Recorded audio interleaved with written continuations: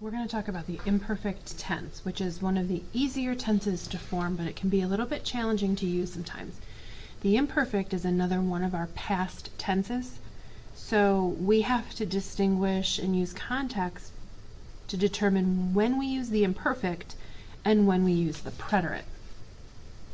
Our endings in the imperfect for AR verbs are aba, abas, aba, abamos, aban.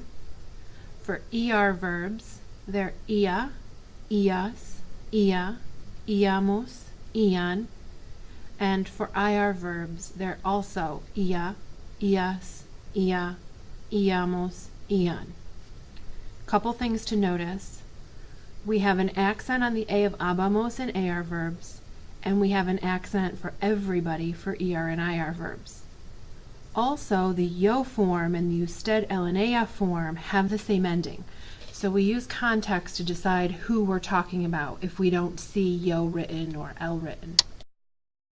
So let's look at two examples, an IR verb and an AR verb. So for preferir, we would take off the IR and just add our endings. So we would get preferia, preferias, preferia, preferiamos, preferian.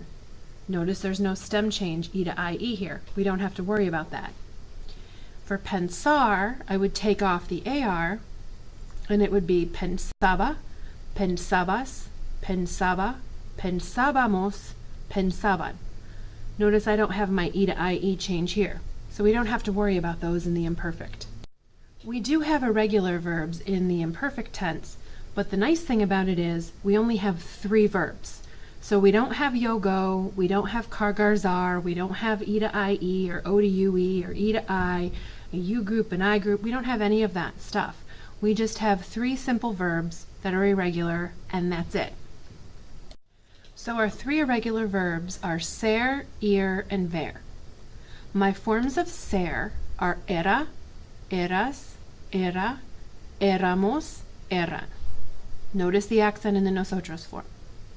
My forms of ir are iba, ibas, iba, íbamos, iban. Notice the accent in the nosotros. And my forms of ver are veía, veías, veía, veíamos, veían.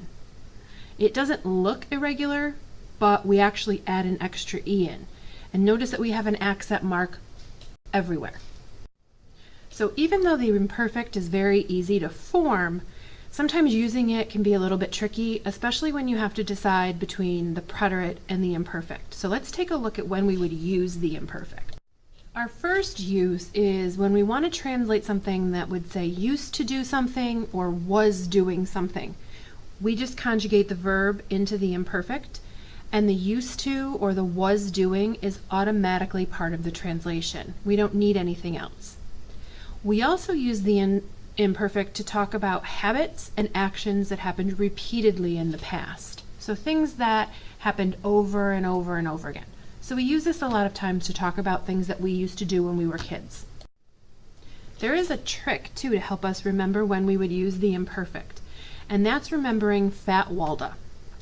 So the F is for feelings, the A is for age, T is for time, W is for weather, A is for appearance, L is for location, D is for description, and A is for attitude. So anytime we talk about those things in the past, we have to use the imperfect. If it doesn't fit into fat Walda, or used to, or was a habit, then you have to use the preterite.